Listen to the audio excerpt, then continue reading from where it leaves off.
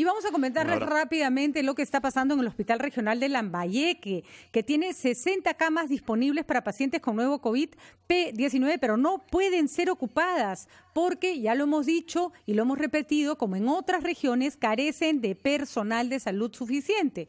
De nada nos sirve una cama si no hay quien pueda atender al enfermo que la ocupa. En declaraciones a RPP, el médico negó que el personal de salud no quiera atender a los pacientes. Dijo que incluso laboran profesionalmente en riesgo, como su caso, que tiene problemas pulmonares. Esto lo dijo el médico Rodolfo Cruz.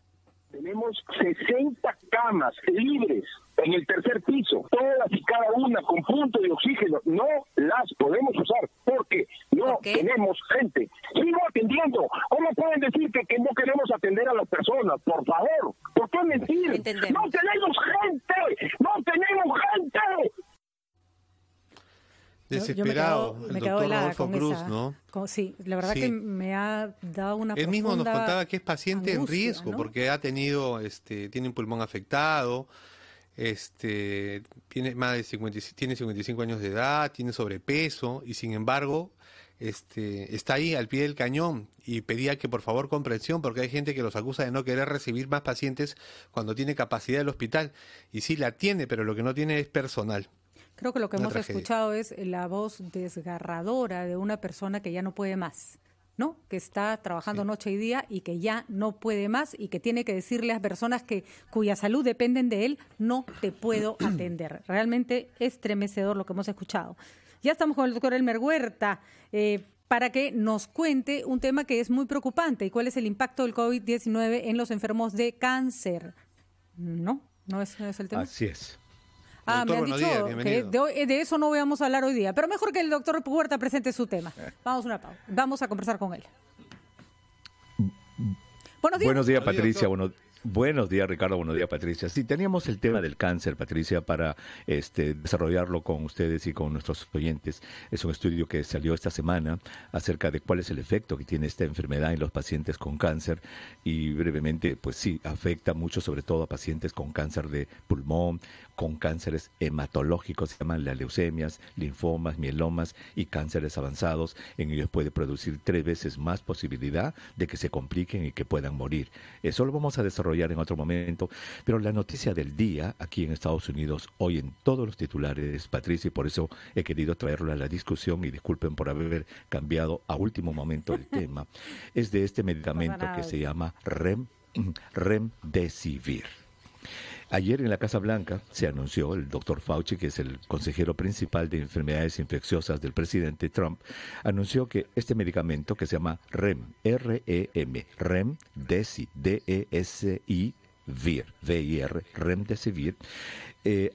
ha demostrado 2 conceptos importantísimos. Primero, que es el primer medicamento que tiene algún tipo de efecto sobre este nuevo coronavirus. Y lo segundo, pues que ya con esto lo que hace es probar y va a ser el estándar de atención en este momento contra todos los demás tratamientos que puedan venir en el futuro, van a tener que ser probados contra este Remdesivir. ¿Qué es lo que han hecho? Pues en febrero empezó el estudio y lo que han hecho es sortear a pacientes, y así es como funciona la ciencia. Por eso es que es importantísimo, Patricia, que nuestros oyentes entiendan que no es cuestión de que alguien lo diga y que ya funciona. No, mire lo que han hecho. En febrero empezó el estudio en la cual 1.063 pacientes fueron sorteados por una computadora para que unos reciban el Remdesivir y el otro nada, o sea, lo que se hace normalmente, es decir, grupo de control, de digamos. líquidos, etcétera, control. Después de estos 3 meses han analizado los datos en los primeros 460 pacientes. ¿Y qué es lo que han encontrado? Que el grupo de pacientes que recibió el Remdesivir acortó el periodo de enfermedad. En vez de que sean 15 días de enfermedad que tenían los pacientes hospitalizados, porque todo esto se ha hecho en pacientes hospitalizados, lo bajó a 11 días. Ese es el efecto que tiene. Y el otro, que es el más importante, es decir, baja la mortalidad, impide que yo me muera, todavía está en duda. Porque, como te digo, de los 1.063 solamente se han analizado 460 pacientes y ese número es muy pequeño como para decir que este medicamento impide que tú te mueras. Pero como te repito, es el primer medicamento que demuestra que funciona. Ha bajado el número de días de enfermedad de 15 a 14. Y en el análisis preliminar de estos 460 pacientes, 8% de los que recibieron el medicamento murieron, comparado con 11.6% de los que no lo recibieron. Pero nuevamente, de acuerdo al tamaño de esta muestra, 460 pacientes, esa diferencia de porcentajes no es suficiente como para decir que baja la mortalidad. Entonces, varias cosas. Uno, primero, se prueba el concepto de que hay un medicamento que puede funcionar. Segundo, ha acortado el número de días y ojalá que cuando ya se analicen los 1063 casos, Patricia, Ricardo, se pueda decir de que este medicamento impide que un paciente se muera. Entonces, me parece una noticia muy importante. Estoy seguro que este medicamento ahora ya va a pasar a ser parte del armamentario. El laboratorio que lo produce ya anunció que para fines de mayo va a producir 140,000 dosis, para fines de octubre 500,000 y para fines de diciembre 1,000,000 de dosis de este medicamento que ya se había usado contra el ébola, también se había usado contra el SARS y contra el MERS. Doctor, hoy vamos a conversar más adelante en Ampliación de Noticias con un colega suyo, el doctor Walter Mogrovejo, cardiólogo, Walter Mogrovejo Ramos.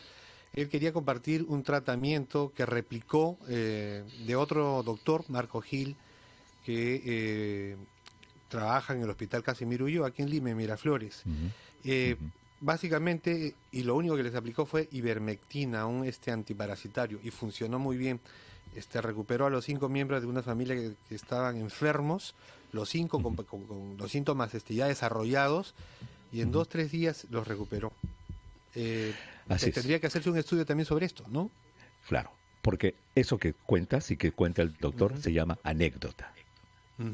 Eso es una anécdota. Funcionó para ese grupo, digamos, para una familia. Es una anécdota, es una anécdota. Eso en medicina se llama una anécdota. Claro, porque podría ser que la familia se iba a recuperar igual, digamos. ¿No es cierto? Sí, pronto, ¿no?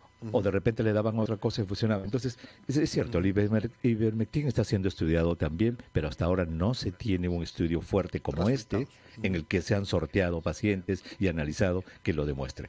Ojalá que sea otro más. Así es. Pero quisiera que nuestros oyentes entiendan la diferencia entre lo que es una anécdota y lo que es un estudio.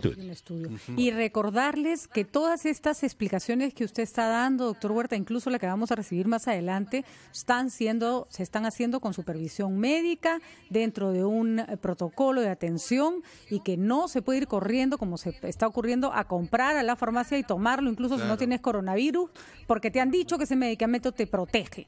En un país como el nuestro, que todo se vende sin receta médica, hay que tener muchísimo cuidado, ¿no es cierto? Exactamente, y eso es lo que me preocupa del anuncio de ayer, en el cual el gobierno peruano, el Ministerio de Salud, hace un cambio de guías en el tratamiento y dice que para pacientes ambulatorios que están con un COVID leve, que de repente les duele un poquito la cabeza o tienen un poco de tos, pero que, por ejemplo, son gorditos, hayan tenido historia previa de trombos, etcétera, deban usar en la calle, en su casa, un medicamento que es una inyección, que es un anticoagulante que se llama la enoxaparina, que es un medicamento que si alguien se pasa en la dosis, de repente la persona puede sangrar. Entonces, con lo laxas que son nuestras disposiciones en el Perú, Patricia, Ricardo, a alguien se le puede ocurrir, mira, dice el ministerio y lleva el papel, la norma legal, y el farmacéutico de repente se lo da. Entonces, me preocupa muchísimo que se haya hecho este tipo de anuncio de usar un anticoagulante subcutáneo en personas con COVID leve en la calle. Ay, doctor, qué miedo. Bueno, hay que tener muchísimo cuidado. Anunció, pues, ¿no? Usted ya había dado un protocolo que requería atención en casa, cuidados normales y estar atentos a ciertos síntomas para no dejar a un paciente que empeora sin atención.